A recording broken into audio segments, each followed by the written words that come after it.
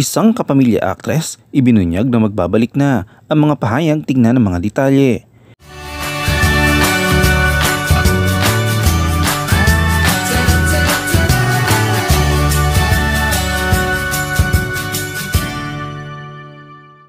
Tila may magbabalik kapamilya at showbiz matapos na magpahinga dahil sa ilang mga personal na kadahilanan.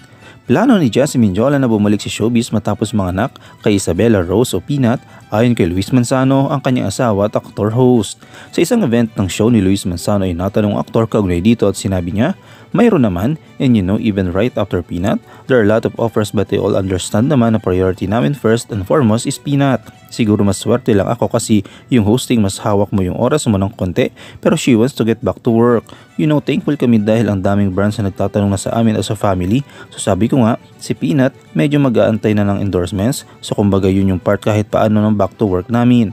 Trivia, nag-motorcade kami one time for work, kami ni Jessie. Siguro mga last month yun, yung mga tao ang sinisigaw, nasan si Peanut, nasan si Peanut. Wala silang pakialam sa akin, si Peanut talaga. Siguro it's part siguro kahit papaano na when Jessie gets back to work, kumbaga kahit si Peanut ay magkakaroon ng exposure sa trabaho if you will. Nang tanungin kung handa na siyang maging stage father, sinagot ni Luis, alam nyo I will cross the bridge when I get there, pero feeling ko nga magiging strict na stage dad ako. Kunwari ang endorsement ay si Jessie at si Peanut ay pupunta pa rin ako, talagang magbabantay ako. Teka lang baka napapagod ng anak ko. Sinabi ni Luis Manzano na gusto niyang subukan ang kanyang anak ng lahat. Aniya pa, kung gusto niyang mag-artista agad, okay lang sa akin. Pero at the moment she says na papa ayaw ko na, gusto ko na mag-rest, go. Hindi ko siya ipe-pressure to do anything but at least kung masusubukan niya, kunwari lang mag-going bulilit o when she's older mag-try mag-hosting by all means. Para at least kapag natulog siya na sa gabi, kaya niyang isabihin na I tried it but it wasn't for me. Ang fear ko lang is baka hindi niya agad-agad maintindihan yung setup ng pamilya na parang okay, bakit lahat ng ginagawa ko ay lumalabas sa news? Wala siyang choice. Although kami rin naman naglalagay ng mga milestones sa buhay niya. Pero baka when she's older, dalawa lang yan, is either she appreciates or she chooses and talks to us na to do it na lang and kumbaga kung saan siya happy doon ako. Matapos mag-host ng mga kapamilya game shows tulad ng Minute to Win It at Kapamilya Deal or No Deal, si Luis Manzano ngayon ay bahagi ng Pi Channel bilang host ng bagong weekend show na Tamang Hinala.